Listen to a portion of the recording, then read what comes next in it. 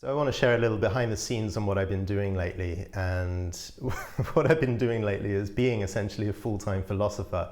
And I studied philosophy. That was my major back in university. And it's been a long time since actually I dived fully into that world. And what I'm involved with day in, day out right now is something that feels like a doctoral thesis. It's dense, it's involving a lot of reading, and then it's involving how do I shape these nebulous ideas which are on the edge of my ability to express into coherent pieces of writing that are useful, enlightening, challenging for people reading them, right? So yeah, a lot of time in my head thinking in the office, rattling around and having this big vision that's a struggle to express. And what it's for is my legacy program. So I offer a 1-year mentorship, which is a leadership training for men. I just take on really a handful of men every single year. And we answer the questions of deepest meaning in life. What are the questions of ultimate significance in your life? The depth to which you love the woman in your intimate relationship, the quality, the depth, the ecstasy of your inner relationship to yourself. There's a kind of spiritual soul path aspect to it.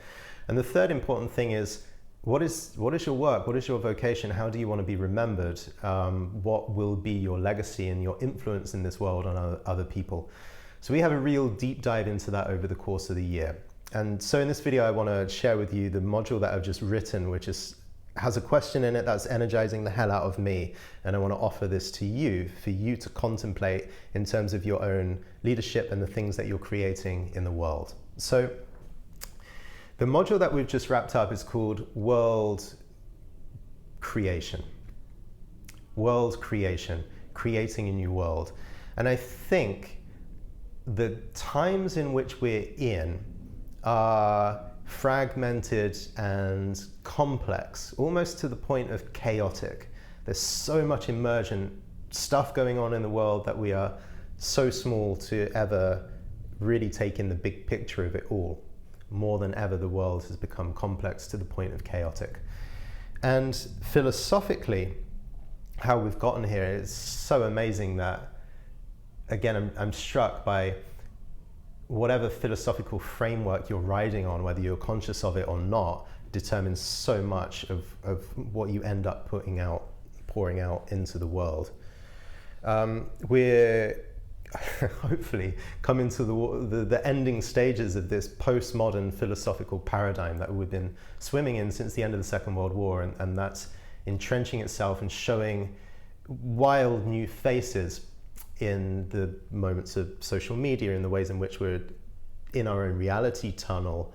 And so part of this late postmodern milieu is we've deconstructed all first principles and transcendental values, right? So the ways in which philosophy has questioned and inquired and deconstructed so many of our former sacred cows has left us with not much communal ground to walk on. And so one shape of this is really inspired by technology, but the way in which, when I grew up, everyone used to turn on the news at 6 or 7 p.m. at night and watch the same news programs, and we had a consensus reality. So in traditional era, we had a consensus reality. In the modern era, the industrialization stage, we all had a consensus reality. We kind of believed the same things about the world. My grandparents' age were the ones that went through Second World War and the aftermath of that, and everyone did the same thing. They wore different shades of the same clothes, and people just went to the dance every night of the week, or they gathered in the pub, and it was just what you did. And you wouldn't really be a black sheep to that environment. The conventional sense of how you showed up was really, really strong. My parents' generation, it's a bit more like, well, what do I want? People become more atomized. And in our generation, we actually live in different realities. If I log on to YouTube, in which we're talking through now, your feed is different to my feed, to the point where what you fundamentally believe and experience and imagining is happening in the world is different. And that's why we have people that are really worried about climate change and existential risk, and other people that think the whole thing is a hoax. And we have these divergent opinions on COVID and what's happening and what should be done about that, right? We live in different reality tunnels. That's probably not news, actually, to you. But the way that that's evolved philosophically is we've had this attack on definitely three transcendental values: beauty, truth, and goodness, right? So the start of postmodernism, philosophers and art critics are inquiring, well, what is art? What is beauty? And we've come to this current conclusion that art is whatever I say is art. If I put it in a gallery, it's art. And beauty is in the eye of the beholder. So if I think it's beautiful, it's beautiful. And if you don't agree with me, then you are devaluing my subjectivity. And actually, since everyone's subjectivity is equally important, if a critic says this is great art, then how can you put your art on a hierarchy? That's just preference that you're arguing for. What I find beautiful is what I find beautiful, and you can't cut that down. So we've ended up with radical subjectivity when it comes to beauty. Similar thing has happened with truth, right? We used to all believe in the scientific paradigm. Science has hit various impasses. A lot of philosophers are like, well, science is tricky, right? It misses some things. There are some difficult problems that science can't solve. And then in a more trickle-down mainstream way, we start to not believe in science anymore. Yeah, science is just funded by people who want to push an agenda. You know, every scientific lab in the world is owned by pharmaceuticals, and how can I trust science reports? It's just used as a tool in a bigger political play. We've grown cynical of truth, and so what we can believe is my truth. and a lot of the kind of very painful, combative space that we live in is because we're not supplicating ourselves to this objective sense of truth, which was the core of modernism. We now believe, well, that's not my truth. You want me to wear a mask? Well, it's not my truth that COVID particles spread orally or whatever. I'm not going to do it. So we believe in our personal truths more than an objective truth, and that's why people get so combative in defending what is their personal truth. And we've got this horrible age in public commons, because people are making their own truth up. There's no consensus truth anymore that everyone stands behind. And then finally, goodness. There's a sense that human beings could be good, right? Embody different religious qualities and virtues, and we could treat each other with goodness. And that has picked up a lot of cynicism in the psychological age. Why would you be good? Are you just wearing a nice guy mask? Maybe your goodness is an agenda to get something. Maybe you're hiding, you know, the Freudian sense of the id. You're an animal underneath, and you just want to run around and fuck everyone and take all the goods for yourself. So we have a very cynical view of a human being, that we're doused in psychological shadow. And the way that we fundamentally interact with each other is through power games and status, that we continually signal in to jump up in society. There's still a very modernist notion of social Darwinism in all of this. And so goodness, the traditional aspect of goodness that we could act out of, I can just feel a state of presence in my heart and want to give compassionately to other people, has been eroded. And so philosophically, this is how we are living in today's really broken down world, because these sublime transcendental values and virtues have been so attacked and discredited that we don't believe in them anymore. So when I talk about world creation, there's a conversation on the forefront of philosophy and also practical philosophy right now, which is, where are we as a humanity?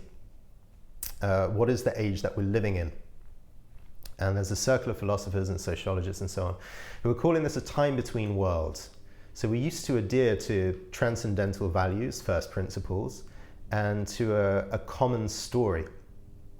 And now in our current postmodern, neoliberal, highly globalized age, that's all broken down, and we don't have any consensus reality and story anymore. And so their idea is that we live in a time between worlds. There used to be a structure to the world, that's melting down. I believe over the next 10, 20, 30 years, we're going to see most governmental institutions fritter away. I think it's already happening. Journalism and the media, hospitals, certainly in my country. The things that kept us together as a society are crumbling right now and will crumble further. And we're going to end up probably in a different world, Well, we might end up in a different world, or we might live in this chaotic liminality kind of forever, where evolution of technology picks up a pace faster and faster, that maybe there's never that sense of concrete beneath our feet. I think my parents and grandparents grew up in generations where there was always a sense of concrete underneath the feet. And now that seems absent, and we're kind of floating. In fact, we live our lives in the cloud more than we do on the actual earth. That's why we're feeling so strange. But philosophers are calling this a time between worlds, which begs the question, what is the next world going to be? So where I come in with world creation here is, one of the tasks of our age is to create the next world. It's very difficult and quite unpleasant in many ways to live in the world, the liminal world of uncertainty that we're in right now, between worlds. I think there is a yearning for stability. And so people are working feverishly to build a next stability, which is a stability which understands the world is in flux, and it has to be not a rigidity, but certainly a base from which we can ground our institutions and come together as nations and a globe and adhere to fundamental human values again. Trust in the goodness of other people, agree that there is beauty that infers more meaning into all of our lives, and turds on an art gallery floor and not from where we're going to source our greatest human stories and our sense of invigoration or rapture, right? I think it's very true that there are some truths that are more valuable and a lot of personal truths which are less valuable, and certainly we see this in art. There are the Botticellis and the Da Vincis and the Michelangelos of creation, and there are turds on a gallery floor, right, and unmade beds and cigarettes and vaginas with money pouring out of it, and all these Hollywood films that revert to vomiting, like 15 minutes of vomiting. Why are they doing that? Anyway, before I go into that kind of tirade, the question is, what kind of world do we want to create? That's a philosophical task, but also a practical task. World creation. And let's linger in this. So what is the world that you're creating? What is the world that you want to create? Are there transcendental values and principles that you want to infer? Probably, if you're a father or a mother, there are some transcendental values you would like your children to grow up with. Probably you would like your children to grow up with a sense of goodness and truth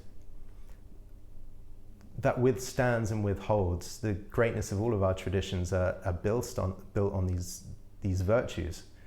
So what do you want to give? And obviously on this channel I talk a lot about the states of presence, and in my training we explore what are the deep states of presence, what is the mystical nature, what is compassion really like. These are phenomena that occur in the body and are felt in the body, and they're an aspect of who we are, and they're unchanging in a way. Kindness, human kindness, loving kindness does not change. Compassion does not change. You might feel more of it on one day and less the next. But as a guiding orientation towards you having a great life, compassion is a really, really good one. It's a transcendental virtue. Same with honor, same with courage, same with passion, which I talk a lot about. What do you want to infuse into the world? What kind of shaping, flavor, spiritual or even mystical bedrock do you want at the bottom of the thing that you create? So I think there's 3 different sub-conversations, and this is what we were going into on the Legacy course last month. When it comes to creating a world, first you've got rolling up your sleeves and contributing and trying to transform the overall consensus world that we're living in, right? So you might be working in environment, with a global focus. You might go into politics and look to change the systems and the culture that affect everybody. So there's world creation. There's actually working on the hard problem of the global situation. And a lot of people go into that, right? What is the particular thing that you want to infuse? Do you have a political or a philosophical or a spiritual leaning that you want to infuse through your macro global work? What is that? Can you embody that? Can other people feel it from you? So it's not just an idea, but it's something you emanate as you go through the world. And of course, when we talk about the great inspiring figures of history, these are people often imbued with soul force, right? They embodied the virtues and the flavor of their soul to such a depth that often they would walk into a room. So you walked into the European Commission, the United Nations, and people would look around and be like, wow, there is a person with integrity, beauty, goodness, truth, and being, and they imbue that into everything that they do. Can you hold that actually in a violent world where people are trying to buy politics, where money and all kinds of things are looking to shape the global source of affairs? Can you play in that league and not become corrupted in your actions, but not become corrupted in your internal energy, not be pulled apart by that? Can you maintain yourself as a living stand to your deepest virtues and principles? That's definitely one conversation we can have, and one thing to practice for life, because your legacy is made out of your answer to that. But that's not the only way of world creation. There is also the sense of world building, right? And this is a literary term. When you write a novel, whether it's a fantasy novel, that's clearly an exploration of world building. You're making up a fantasy world. But even if you're creating quite a realistic novel, historical fiction, or even present day, if I write about what it's like to be a nomadic spirit in Bali these days, and there's a hell of a lot of stories and opinions to commit into literature about this lifestyle, I'm building a world so that you back home in the country, the other side of the world, can actually read. You can hear the crickets and get a sense of what the people are like, and when you see a ceremony in the road, what's that like? And when you see all these foreign people in cafes drinking their imported coffee on their fancy MacBooks and so on, what's it like to be in that world? So I'm world building, right? I'm building a literary universe so that when you walk into it and read the story, you have a sense of being transported somewhere else. And all art is doing this. Cinema, with production design, you're essentially building a world that other people can come into for 2 hours. But someone comes into your film and they follow the story, but they are living in the world. And interestingly, when it comes to super fans and film conventions and people that fall in love with the universe of, say, Lord of the Rings or Star Wars or whatever it is, it's people that love the story, of course. They love the story, but they stay for the world. And interestingly, you get things like fan fiction, which the legality of that is a bit dubious, but say you love Star Wars so much you want to write your own spin-off stories. You want to take those characters, add a few more ones, but you want to stay in that universe that you loved. Well, people have a real ache to stay in the same world. So as an artist, you can be world building, right? And interestingly, you might think this is escapism. Well, when someone watches Lord of the Rings or writes the next great fantasy novel, really they're trying to escape from the real world that we're all suffering in. And there's a truth to that. But if you're really creating art, you are creating a world that also transposes back into the other world. When George Orwell writes 1984, back in the 1940s, and predicts this kind of surveillance state, he takes us 40 years into the future to look at where we might go, into a literary fictional world, and yet we draw so much understanding and language from his invented world that we come into our current world a lot more savvy. And this is even in science fiction. I know Dune was a big deal, and will be again, I think, this film based on a novel, Dune. People went into the universe of Dune, were blown away by the cinematic image of Dune, but also they can relate to different stories. There are mystical stories of a hero's journey and so on, and they can learn things from this, even science fiction world, that they bring back into the real world with insight, with energy, with drive, with different framings. So especially in 1984, this science fiction world actually expanded our understanding of the current world in a way that can change culture. So good art and good world building in art is much more than just a fantastical pursuit. You can actually, through your world building, change, like literature is activism, change actually the macro, more consensus world that we take as our real world every single day. So that's another thing to consider. You know, are you world building? What worlds are you creating for other people through your work? And then the final definition that I put on the table is worlding. And I'll put a link to another video where they discuss this. There's a concept called worlding, which is we are always creating worlds for other people, whether we're aware of it or not. So it's good to become aware of it so we can have more direction and influence in that world that we're building. And you can offer any kind of product or service, and around that product and service, there will be a world created. A lot of people are talking about online communities and so on. That's one aspect of the world. But the world can be bigger than that. So you might be selling some, I don't know, digital program or some software service, or you might own a coffee shop in your local region, for example. But around each of these services, there is the possibility for people to step into a different world and come together and interact within that world. If you own a coffee shop, yeah, I could go for the service of coffee, but if the owner of the coffee shop has thought, what kind of world am I creating in this coffee shop?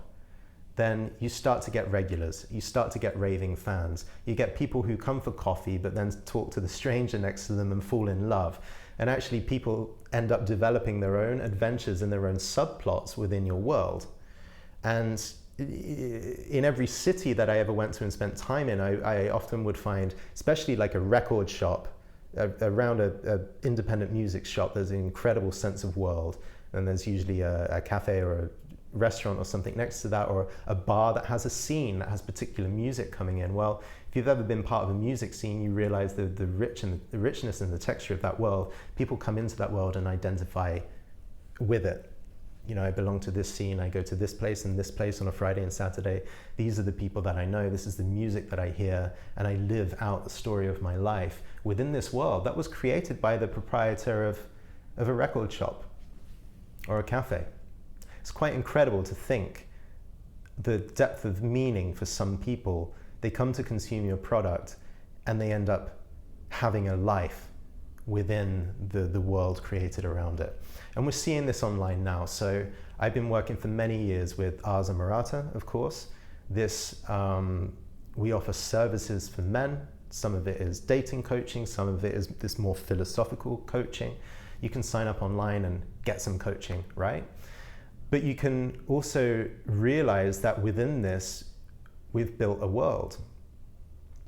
We do events in Bucharest, in Romania.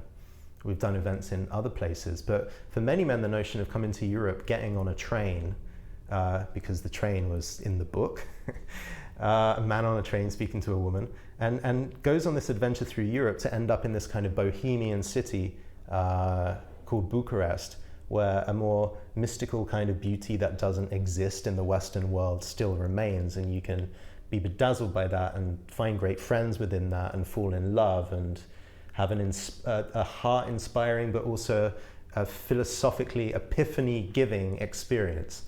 So the hard product is dating coaching, but come in and stay for the world, and that's why we've had members that have been involved for 10 or 15 years, right? Because there is a world that we've created around that, and we can the more we're conscious of that, the more we can flesh out and amplify that world, so it becomes the kind of place that people deepen into, get more nourishment from, and want to stay in. Now, why I'm bringing this up as an answer to our philosophical malaise, right? The first thing is, whatever you're doing in your life, you are creating a world, you're world building or you're worlding. What happens if you become aware of the world that you're creating around your actions in the world? What is the extent of your world's influence? Who is living in your world? What are people getting from your world? What are people yearning for when they come into your world? Spend some time to consider these questions. And then what impact do you want to have in your world? What legacy do you want to give to other people's lives? And then importantly, what are some of the transcendental values and virtues that you want to base your world on? And can your world be a living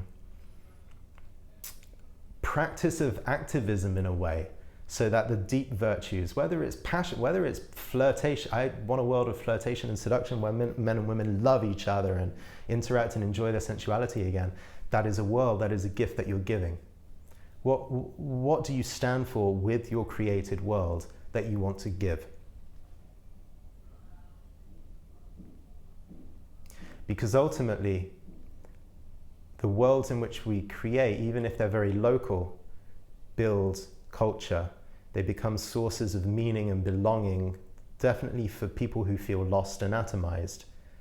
And as these kinds of worlds grow, both in their size, but also in their benevolence and their wish to give, then we grow more pockets of beautiful culture around the world. And I mean, one of the things that I've struggled with for a long time is feeling powerless in front of the political and economic situation. The system that we've got is definitely something I would change in many, many ways, right? But what can I do in my individual case without having maybe the constitution or the capacity or the chops to go and fight in politics for a change that I want to see? Well, one thing that I can do when people say, be the change you want to see in the world, let's update that a little bit and say, you're already creating a world around you with your work and with your way of being. How can you build a local world in such a way that maybe one day, after 20, 30, 40 years of it existing, ends up having a global impact to bend the totality of the world's experience towards a more beneficent direction? And I think if we're enough men and women doing this, building worlds of beauty, truth, and goodness, then slowly from the grassroots, from the bottom up, we can slowly start to enact a quality of social change and re-beautify and make this planet that we live on a more exciting and nourishing place to live in again for our children and beyond. If you like this conversation, there's a lot more of this in my legacy course. Click the link below and read in details. And if you haven't subscribed, grab a subscription to my Substack. That's in the comments, and subscribe to this YouTube channel. I'm going to be talking much, much more about our true vocation, our calling, our legacy, what the great things that we can and really ought to create in this world. See you next time.